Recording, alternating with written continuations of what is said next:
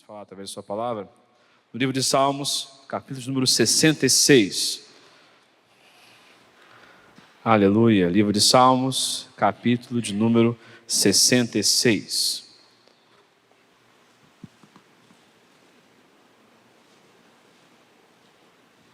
Glória a Deus, livro de Salmos, capítulo número 66.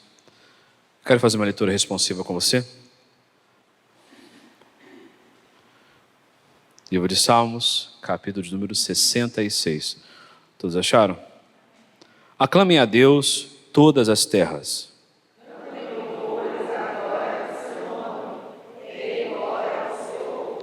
Digam isso a Deus, que tremendos são os seus feitos, pela grandeza do teu poder, a ti se mostram submissos os teus inimigos.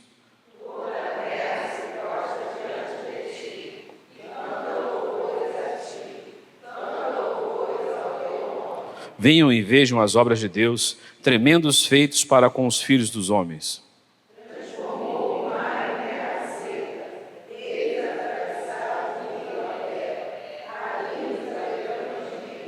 Ele, em seu poder, governa eternamente, os seus olhos vigiam as nações, não se exaltem os rebeldes.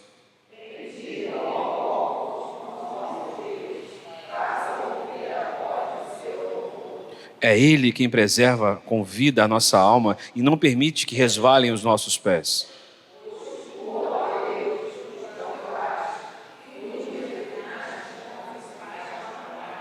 Tu nos deixaria cair na armadilha? Puseste uma pesada carga nas nossas costas.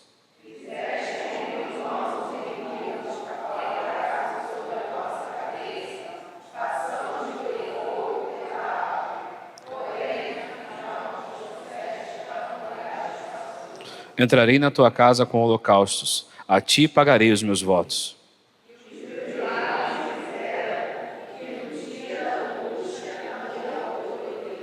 Oferecerei a ti holocausto de animais gordos, com aroma de carneiros, oferecerei novilhos e cabritos.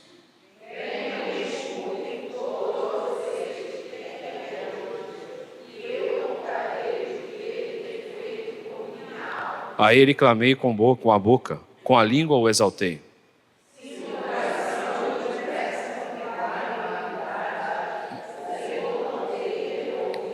Entretanto, Deus me ouviu e atendeu a voz da minha oração juntos. Bendito seja Deus, que não me rejeitou a oração, nem afastou de mim a sua graça. Glória a Deus, curva a sua cabeça, feche seus olhos.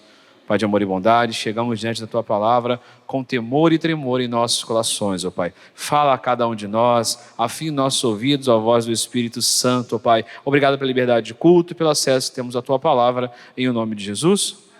Glória a Deus, a igreja pode se assentar.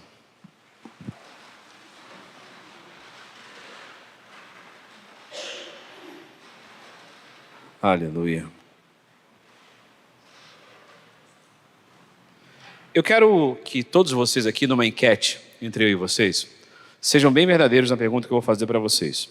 Quem aqui, essa noite, pode se dizer há quanto tempo você não observa as maravilhas da criação de Deus? Qual foi a última vez que você viu o sol se pôr? Qual foi a última vez que você olhou para uma árvore, assim, algo da natureza, se encheu o pulmão e pensou assim, meu Criador é soberano? Quem aqui fez isso essa semana? Olha, graças a Deus, né? Eu, às vezes, muito triste pelos vidros do trem da Supervia, né? Aquele né? Eu olhava pela janela, que a janela larga, né? Quando estava muito arranhada, nem muito pichada a janela do trem, eu olhava para o céu, batia uma depressão, sabe?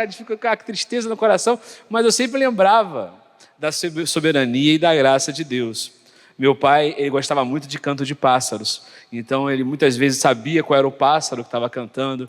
Então, nós aprendemos a contemplar muito esse nosso dispositivo móvel, nosso celular. Hoje em dia, talvez o que mais te impressione é uma postagem de algo interessante, algo que você achou legal. Mas Deus demonstra o seu cuidado para conosco e a sua glória por meio da natureza.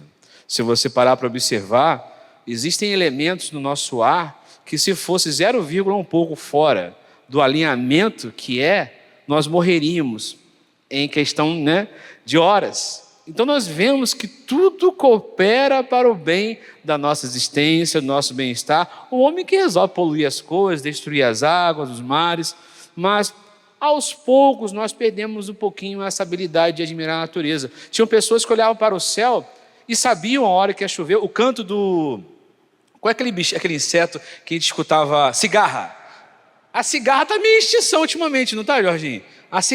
Cigarra era uma coisa que se escutava mais. Até eu, que morava em Madureira, que era uma área urbana, eu escutava canto de cigarra. Hoje, praticamente, e aquilo te indicava que ia chover, que ia ter uma mudança de tempo. Ah, ia ter sol? Ah, perdão. Olha, sol e chuva. Ela alertava os dois. Olha, que bacana, né? Não tinha nem meteorologia, você nem tinha o Google, para poder você consultar a meteorologia como seria. Mas nós perdemos um pouquinho a habilidade de contemplar as grandes obras do Senhor. E por sua vez, por deixar de valorizar coisas como essa, os nossos desejos e ambições e vontades que sempre estão focadas com as coisas do futuro, nós paramos um pouquinho também de contemplar o passado, as coisas que já passaram, as coisas que aconteceram. Muitas das vezes nós não olhamos para o passado e não somos gratos às coisas que nos aconteceram. Será que alguém alguma vez aqui agradeceu ao seu pai e à sua mãe pela educação que lhe foi dada? Será que alguma vez se agradeceu a um irmão querido por aquele presente de casamento, aquela geladeira que tanto te ajudou naquele período da sua vida? Nós praticamente, assim, muitas das vezes esquecemos de ser gratos. E eu vou ser sincero para você, hoje quando eu faço as coisas para as pessoas, eu só penso numa pessoa, em quem está me olhando lá de cima. Porque nós não somos bons. Fala para o seu irmão, você não é bonzinho. Quando eu sou educado e prestativo com uma pessoa, eu só penso numa coisa, na recompensa que eu tenho no meu Senhor, meu Deus. Porque se aquela pessoa, cedo ou tarde, um dia me decepcionar, meu pai falava uma coisa muito séria, e é verdade. Quer não se decepcionar com uma pessoa? Não espere nada dela. Mas esse texto aqui, diferente da nossa cultura, da forma como nós não estamos valorizando tanto a grandeza de Deus, o rei Ezequias estava muito feliz com tudo aquilo que Deus tinha feito com o povo de Israel. Apesar de nós não podermos afirmar quem é o autor absoluto desse salmo, muitos estudiosos atribuem ao momento que o rei Ezequias venceu com mão forte os assírios, onde numa noite 185 mil homens foram mortos pelo poder do nosso Deus Todo-Poderoso. É algo extraordinário. Ele demonstra, então esse salmo, ele para mim é um dos melhores exemplos de como nós, como povo de Deus, temos que exaltar a grandeza do nosso Deus. Fala para o seu irmão, louve ao Senhor, fala para ele. Ele é um salmo muito eficiente. E só uma coisa importante que eu sempre gosto de lembrar de tempos em tempos, não toda quarta-feira para não cansar você, lembre o seguinte, livro de Salmos são 5 volumes e demorou 1 milênio para ficar pronto, 1000 anos, tá legal? Quem estuda o lecionário da nossa, aquele livro que eu mostrei para vocês, muito bom, que a Igreja Cristã adota em muitos países para estudo bíblico, você observa ali que é separado os 5 capítulos do livro de Salmo. Ali você observa. Então, se um dia você tiver o seu lecionário, ali você vai aprender bastante sobre as divisões do livro de Salmos. Mas, começando do versículo 1, diz o seguinte: aclamem, é um chamado que ele faz, aclamem a Deus todas as terras, cantem louvores, a glória do seu nome, deem glória ao seu louvor, digam a Deus, que tremendos são os teus feitos, pela grandeza do teu poder. A ti se mostram submissos os teus inimigos. Toda a terra se prostra diante de ti. E canta louvores a ti. Canta louvores ao teu nome. A parte do versículo 3, o final dele, que ele fala assim, pela grandeza do teu poder, a ti mostra submissos os teus inimigos, é a primeira pista que faz referência, vou até pegar aqui meu controlezinho, é o primeiro texto que faz referência à possibilidade que nós estejamos falando do momento que Senaqueribe foi envergonhado pelo Deus Todo-Poderoso por meio da vida do rei Ezequias. Diz o seguinte, leia para mim por gentileza, digam a Ezequias...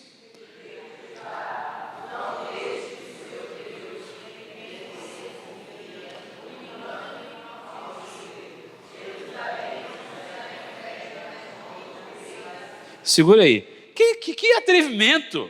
Que atrevimento! Esse rei, Senaqueribe, ele era cheio de marra, um ego muito inflado.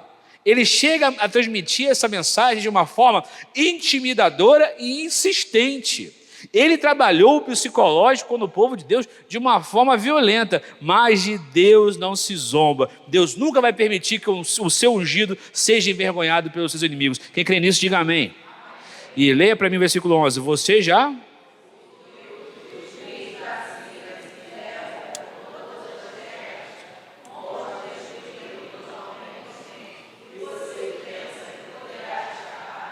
Só que louvado seja Deus. A palavra de Deus que muito vale a oração de um justo. E eu não vou estar mostrando a oração inteira dele não, mas um trechozinho quero colocar para você. Ó Senhor dos exércitos, Deus de Israel, que estás entronizado. É muito importante você, quando chega aos pés do Senhor, reconhecer quem é o nosso Deus. Porque na oração do Pai Nosso, por exemplo, a gente tem um exemplo muito, muito claro sobre essa disciplina. Pai Nosso, santificado. Então, você vai observar que todos os ensinamentos de oração na palavra de Deus sempre tem como finalidade principal mostrar a exaltação a Deus. Nunca se esqueça. Sempre que você quiser que... Como é que eu vou dizer assim? Sempre que você chegar diante de Deus em oração, sempre comece reconhecendo quem é Deus na sua vida. Coloque Deus no seu devido lugar na sua vida. Eu creio que a tratativa da sua oração poderá ser um pouquinho diferenciada, porque Ele é digno de toda honra, toda glória e todo louvor. Então olha que está entronizado acima dos querubins, e Ele afirma, somente Tu és Deus, para deixar bem claro que a zombaria de Senaqueribe não ficaria desse jeito. De todos os reinos da terra, Tu fizeste o céu e a terra. Então o rei Ezequias, ele tinha a convicção que se Deus governava todas as coisas, ele já tinha visto o poder de Deus manifesto na vida desse povo, ele sabia que por mais impossível que parecesse essa guerra, Deus iria dar vitória a ele. E louvado seja Deus, o próprio Jesus pré-encarnado resolve o assunto. Se você quiser em casa depois estudar, nesse momento da história é muito interessante. Sempre que você lê o anjo do Senhor, é o próprio Jesus vindo resolver. Anota aí. Quando você escutar um anjo do Senhor, aí é o anjo do Senhor enviado para resolver as questões. Em uma noite, matou 185 mil homens. E do verso 5 a 8, o povo é chamado para contemplar as obras do Senhor. E eu quero também fazer um chamado para você essa noite, a contemplar as obras que o Senhor tem feito na sua vida. Deus tem te feito bem? Isso te dá esperança, alimente isso no seu coração. Versículos 5 a 8 diz o seguinte: venham e vejam as obras de Deus, tremendos feitos para com os filhos dos homens. Transformou o mar em terra seca, eles atravessaram o rio a pé e ali nos alegraram nele. Ele no seu poder governa eternamente, os seus olhos vigiam as nações, não se exaltem aos rebeldes. Ou seja, meus inimigos, fiquem espertos que meu Deus está vindo em meu favor. Versículo 8, bendigam ó povos do nosso Deus, façam ouvir a voz do seu louvor. Assim como nós gostamos de ver as maravilhas de Deus, tudo que Ele pode fazer por nós, assim como esse povo viu a glória de Deus, toda vez que Deus é glorificado por meio de nossas vidas, nós vamos estar cumprindo o que a palavra de Deus diz, que nós somos cartas vivas. Você precisa entender isso. O mundo precisa ver o quão tremendo Deus é na sua vida. Mas como isso é feito, pastor? Simples. No meio da adversidade você poder proclamar. Imagine que uma pessoa chega até você, você está passando por isso, mas será que você responde para essa pessoa? Mas o meu Redentor vive. Eu creio que o Senhor é a minha força, eu creio que é Ele quem me sustenta, e esse momento de adversidade, esse vale da sombra da morte vai passar, e eu vou cantar riso, eu vou dar risos de tudo isso que passou na minha vida, e vou glorificar o nome do Senhor. É assim que Deus é glorificado em nossas vidas.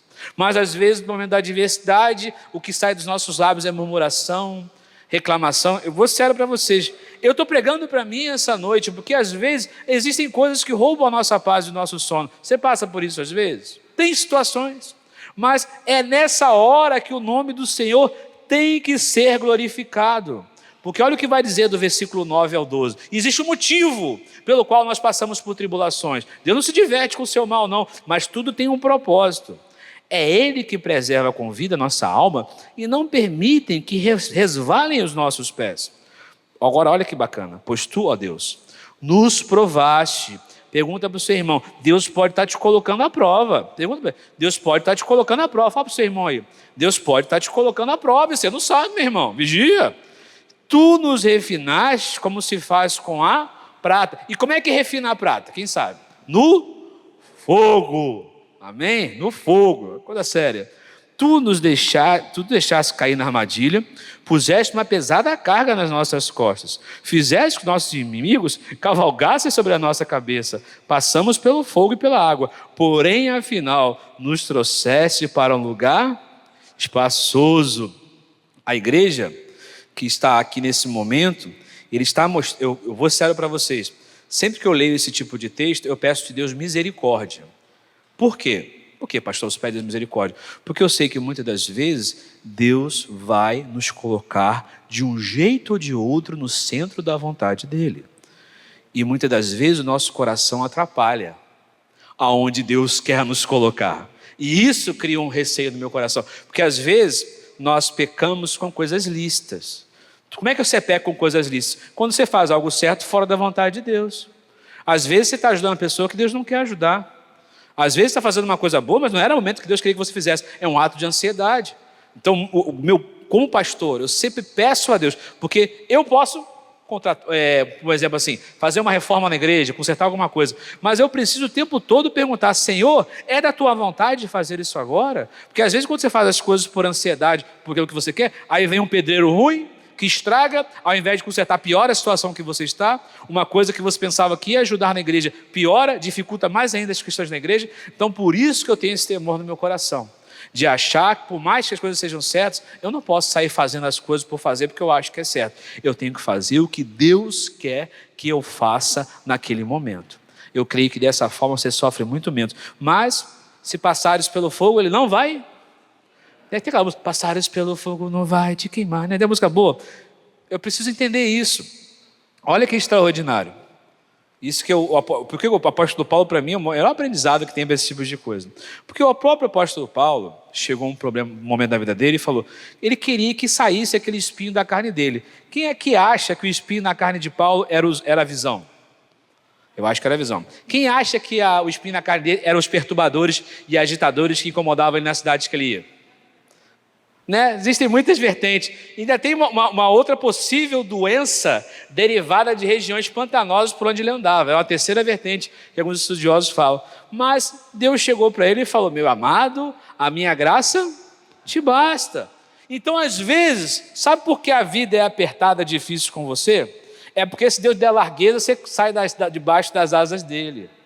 Nós temos que ter sabedoria até para ser abençoado. Dizer, Senhor, se tu me deres essa bênção, eu não vou envergonhar teu nome, eu não vou fraquejar na minha presença, na comunhão contigo, no meu devocional. Já vi famílias aqui que ganharam uma casa na praia e depois ligaram ao meu pai, pastor, perdão, sabe como é que é, mas agora eu preciso curtir minha casa na praia. E nunca mais pisaram numa igreja evangélica.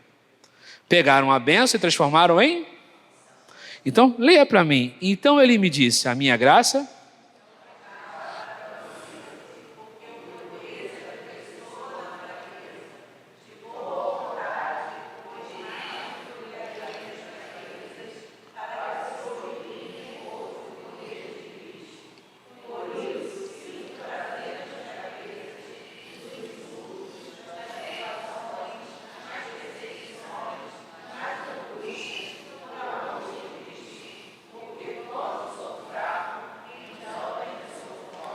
As suas melhores orações, eu digo isso constantemente, as suas melhores orações, os seus melhores devocionais aconteceram nos dias de luta mais apertados que você teve na sua vida. Eu creio nisso. A oração é até mais fervorosa quando o seu calo está apertado. Então, mesmo que você esteja na aprovação, dê glória a Deus. Diga para o seu irmão, dê glória a Deus.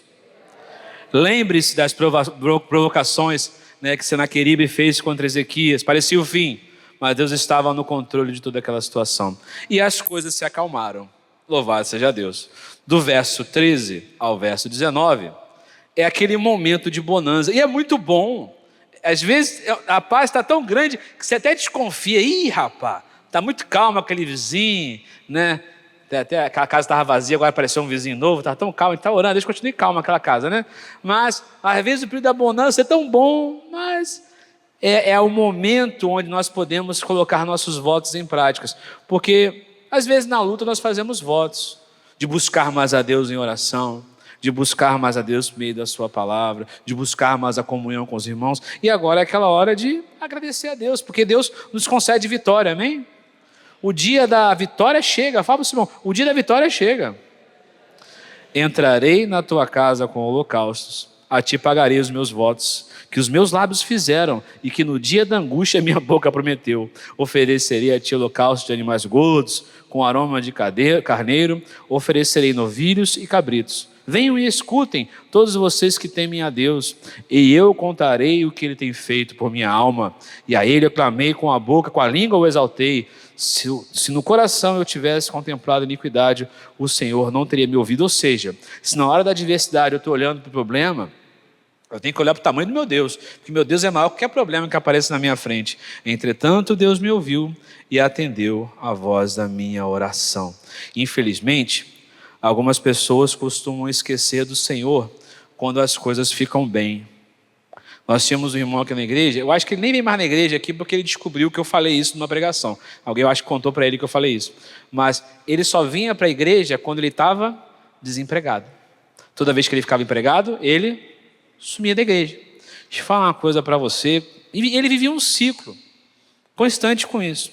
Deus está muito preocupado, está mais preocupado em ter você na presença dele do que ter você bem empregado. Então, se para te colocar no centro da vontade dele tiver que te tirar alguma coisa, ele vai tirar. Se Deus tem um propósito para você, então é por isso que eu falo constantemente, fala para o seu irmão, dê glória a Deus.